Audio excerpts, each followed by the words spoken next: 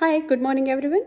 આજે મોર્નિંગમાં મને તમારી સાથે એક વિચાર શેર કરવાનું મન થયું, જેનાથી હું જ રિલેટ કરું છું.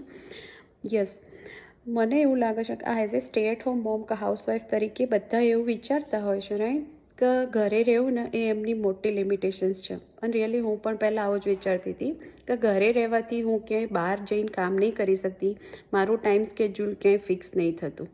પણ આ બિઝનેસમાં આવ્યા પછી મારા થોટ્સ બદલાઈ ગયા છે કે ઘરે રહેવું ને. Yes, my self Radhika Patel from north Carolina USA. હું એક ઓનલાઈન ડિજિટલ બિઝનેસની ઓનર અને મેન્ટોર છું. મને એવું લાગે છે કે ઘરે રહેવું ને એ મોટો એડવાન્ટેજ છે. કારણ કે તમે જ્યારે ઘરે રહેતા હોય ને ત્યારે તમારો કોઈ બોસ ના હોય, કોઈ ઓફિસ ના હોય, કોઈ કામ સ્કેડ્યુલનું કોઈ પ્રેશર ના હોય.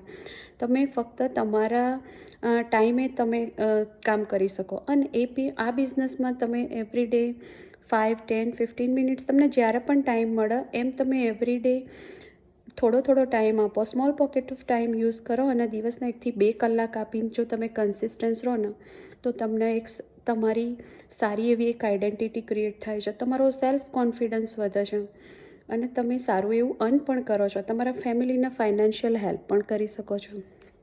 તો જ્યારે બધા જોબે જાય ત્યારે તમે તમારા ફેમિલીનો ટાઈમ, તમારા ફેમિલીનું ફ્લેક્સિબિલિટી કોમ્પ્રોમાઇઝ કર્યા વગર, કમ્યુટ કર્યા વગર તમે તમારા ટાઈમે તમારી આઈડેન્ટિટી અને તમારો સેલ્ફ કોન્ફિડન્સ ક્રિએટ કરો છો.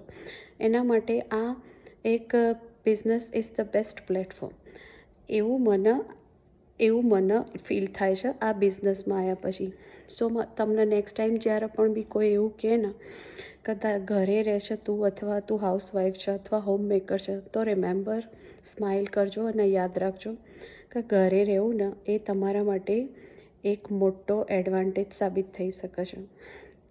ફક્ત તમારો માઇન્ડસેટ ક્લિયર હોવો જોઈએ, તમારો ગોલ અને તમારા માઇન્ડસેટ પર તમે જો ફોકસ રાખીને કામ કરો ને તો this is the possible for every stay at home mom and housewife. જો તમારે વધારે જાણવું હોય તો તમે મને DM કરો. I will happy to help you.